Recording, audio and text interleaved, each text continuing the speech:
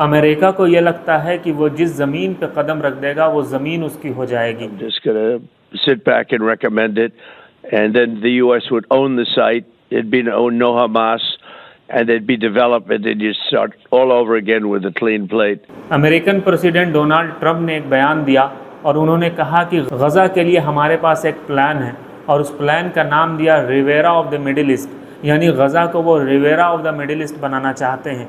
अब ये रिवेरा है क्या? रिवेरा एक इटालियन वर्ड है जिसका मतलब होता है कोस्ट लाइन, यानी वो एरिया जो समंदर से जुड़ा हुआ हो, और गज़ा का एरिया भी समंदर से जुड़ा हुआ है। अब Riviera of the Middle East से कॉन्सेप्ट क्या है, वो कहना क्या चाहते हैं डोनाल्ड ट्रंप? उन्होंने ये कहा कि हम Riviera of the Middle East बनाएंगे, इसका मतलब ये है कि गज़ा में बिज़नेस होगा, गज़ा को हम डेवलप करेंगे, गज़ा को हम एक खूबसूरत शहर बनाएंगे ताकि तमाम लोग दुनिया के आएंगे, बिज़नेस करेंगे और वहाँ पर आ कर के अपना हॉलीडेज़ मनाएंगे, खुशियाँ मनाएंगे और सारे लोग अच्छे से रहेंगे। लेकिन डोनाल्ड जे ट्रंप ये भूल गए कि गज़ा के लोगों ने जिस तरीके से अपना खून पसीना एक कर दिया, इज़राइल के साथ लड़ा और गज़ा को छोड़ करके नहीं गए। कि गज़ा की हिस्ट्री ये नहीं कहती है कि कोई भी आएगा और वो गज़ा को ले जाएगा, यानी गज़ा कोई सेल पर नहीं है, गज़ा का कोई ख़रीदार नहीं हो सकता है। गज़ा के लोग वहाँ के लिए मरना जानते हैं, उस मिट्टी से मोहब्बत करते हैं, इसलिए वो मर मिटना जानते हैं। लेकिन डोनाल्ड जे ट्रंप शायद ये भूल गए। डोनाल्ड ट्रंप ने साथ में ये भी कहा कि जो 2.3 मिलियन लोग रह रहे हैं गज़ा में, मुझे ऐसा लगता है जैसे कि वो जहन्नम में रह रहे हैं।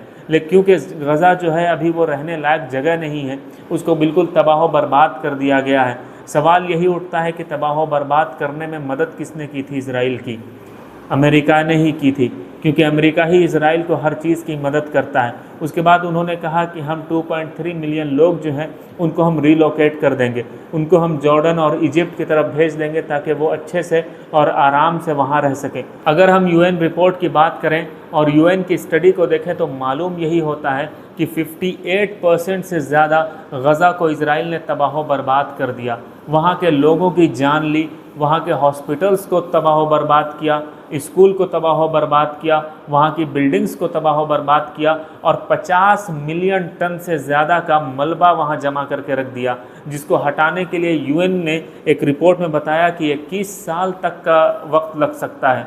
और गज़ा को दोबारा से रिकन्स्ट्रक्ट करने में, गज़ा जो पहले था वही गज़ा बनाने में कम से कम $53.2 बिलियन का पैसा लगेगा, तब जाकर के गज़ा जो है वो पुराना वाला गज़ा बन कर के सामने आएगा।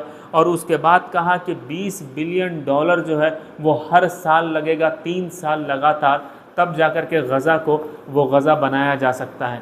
आप सोचिए कि इज़राइल ने कितना तबाही किया, लेकिन डोनाल्ड ट्रंप ये कहते हैं कि 2.3 मिलियन जो लोग हैं जो गज़ा में रह रहे हैं वहाँ से उनको हटा करके कहीं और कंट्रीज़ भेज देंगे। डोनाल्ड ट्रंप को तो ये बोलना चाहिए था कि इज़राइल जो पैलेस्टाइन में जो बैठा है और पैलेस्टाइन के लोगों को आज़ाद नहीं कर रहा है, इज़राइल को पैलेस्टाइन से हट करके कहीं और चले जाना चाहिए था।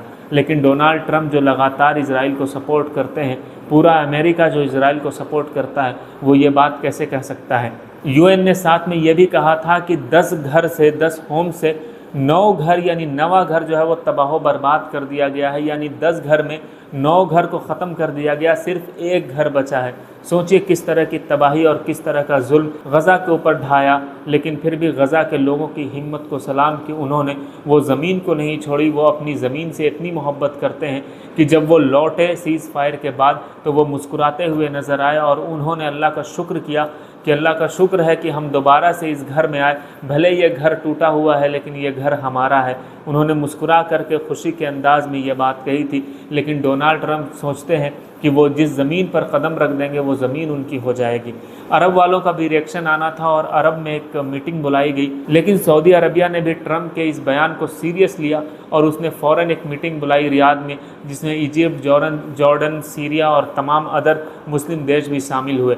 इसमें 2 ही चीज़ थी, पहला ये कि किस तरह से गज़ा को आबाद किया जाए, किस तरह से गज़ा को और ख़ूबसूरत बनाया जाए, और दूसरा एजेंडा ये था कि किस तरह से ट्रंप को ये बताया जाए कि आपके पैसे की ज़रूरत नहीं है, हम अरब देश और हम मुस्लिम देश ही मिल करके गज़ा को दोबारा से खूबसूरत बना सकते हैं। सऊदी अरबिया ने और तमाम मुस्लिम कंट्रीज़ ने ट्रंप को ये साफ मैसेज दे दिया कि ट्रम्प जो इस तरह की बयानबाजी कर रहे हैं उस बयानबाजी को ये लोग रिजेक्ट करते हैं, उसको ये नहीं मानते हैं। और इजराइल के साथ उस वक्त तक रिलेशनशिप बिल्ड नहीं की जा सकती है जब तक कि वो पैलेस्टीन की ज़मीन को छोड़ करके कहीं और ना चला जाए। इसी तरीके से इजिप्ट के पीएम मुस्तफ़ा एम ने कहा कि अगर हम चाहेंगे, यानी इजिप्ट की कंट्री चाहेगी, तो वो गज़ा को बहुत खूबसूरत बना सकती है। लेकिन साथ में उन्होंने ये भी कहा कि यूएन ने जिस तरह से डेटा दिया है और यूएन ने जिस तरह से कहा कि 20 साल लग जाएगा मलबा को हटाने में, उसके बाद 10 साल और लगेगा और कम से कम $53 बिलियन का खर्च आएगा, उस सारी चीज़ को सामने रखते हुए, नज़र में रखते हुए इजिप्ट इतना कैपेबल है और इसके इंफ्रास्ट्रक्चर के इंजीनियर्स इतने कैपेबल हैं कि वो बना सकते हैं गज़ा को, और उससे खूबसूरत गज़ा को बना करके दुनिया को दिखाएंगे और दुनिया को बताएंगे। आप क्या समझते हैं? अपनी राय कमेंट करके ज़रूर दीजिएगा। वीडियो पसंद आई हो तो लाइक, कमेंट और शेयर ज़रूर करिएगा। दूसरी वीडियो में मुलाकात करते हैं। अपना ख्याल रखिएगा। बहुत शुक्रिया।